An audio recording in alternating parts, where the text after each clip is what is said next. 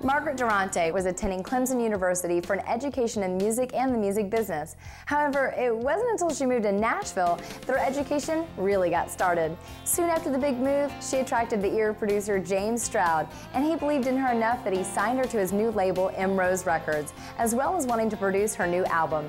We caught up with Margaret and James in the studio for a preview of her new music.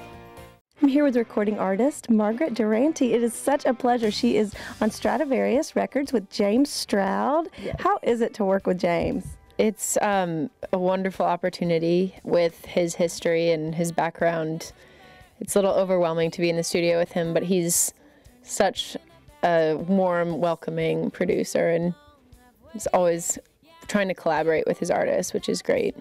Well, I heard your single, Maybe Tonight. What a great song, and you wrote that. And thank you. Obviously you guys collaborate amazing together because the song just sounds really good. Yeah, he was going through my material with me, and that one jumped out to him, and you could just see, like, he's the groove monster, and the beat got him, and yeah, he brought it to life with me. And the two people I wrote it with, Rachel Proctor and Blair Daly, that was what we really wanted to get across to him, and James did not miss a beat.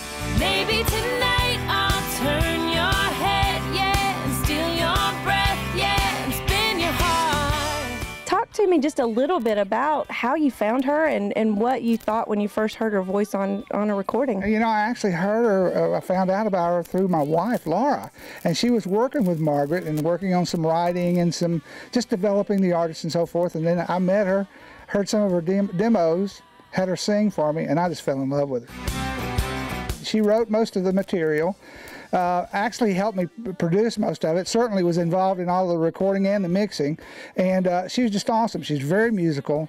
I think she's very trained also, and she's a great singer. But more than that, she's like a sponge. She soaks up information. She's learned more about how to make a record, so as we work, it gets better and better and better. It's a lot of fun, and I know it's going to be extremely successful. I know what you're feeling. We have a 4-song EP that's going to be going out? I do.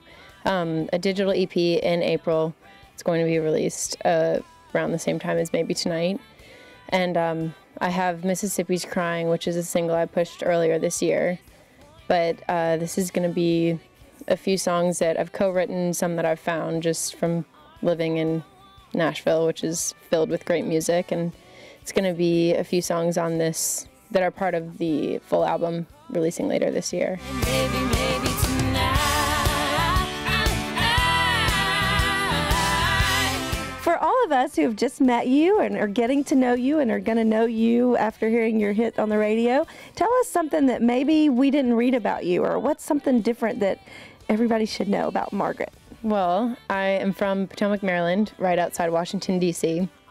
That's where both of my sisters live, and they are on the law track, and my parents live there, so moved away from home, not necessarily from the South, but grew up in a household where country music was always blaring on the radio, and some people think that that's unique, that I'm from that region and still gravitated towards this kind of music, but this is where I belong. This is home now for me, Nashville. So where your heart is, yes, and it exactly. comes through your music. I love it. I love it. It's so good catching up with you. I'm excited to see your single climb the charts, and here we go. Margaret Durante on Inside Music Row. Thank you for having me. Thank you.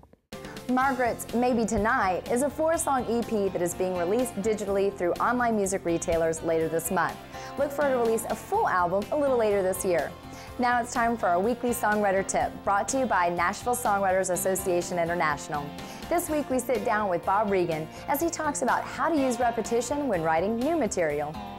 A lot of beginning writers are afraid to use repetition, but if you listen to a lot of songs, and a lot of my favorite songs, they will have an idea and they will just repeat that line a bunch, because we tend to think we're trying to develop these lyrics so carefully and intricately, but sometimes you just need to say it and say it again, as in one of my favorite sayings in songwriting is, tell them again, and then tell them what you told them.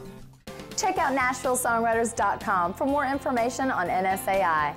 We're about out of time for today, but we do have those new Kenny Rogers discs from Cracker Barrel up for grabs. To enter this week's drawing, you have to enter online at InsideMusicRow.com and click on the free music link. Don't forget to check us out on Facebook too for all the latest news and events here in town. We're going to leave you today with one of the many hits from Kenny Rogers in the last 50 years. Here is Buy Me a Rose. Until next time, I'm Bailey for Inside Music Row, and I'll see you again real soon.